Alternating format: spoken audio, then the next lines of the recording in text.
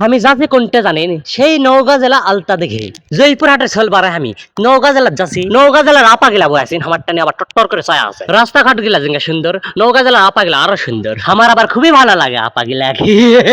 অবশ্যই বারে নওগাঁ জেলার আপা ভাই গিলা আমার কমান্ডটা না সারা দাও। তোমাদের মুখটা দেখার জন্য আমার মনটা ছটপট ছটপট করছে বারে। আলতা দিকে আসবে আছেন, কোনো টিকিট নাই, কোনো কাউন্টার নাই। নওগাঁ জেলার আপা ভাই গিলার এতই মন মানসিকতা ভালো। কয়ও না বারে মনের দুঃখ, টিকিট নাই ওই কারণে মানুষ ঝাঁকে ঝাঁকে গেছে। সে এমন জামাত পড়ে গেল বারে, আমি তো অল্পতে হারে যাবা লাগিয়েছে নকুটটা। সে আবার এমন ভিড়, মনে হয় বিনা দাওয়াতে মিলাদ খাবা আছে। আমিও গেছে না। এতক্ষণ বারা তো দেখলি নি বারে সুন্দর দৃশ্য।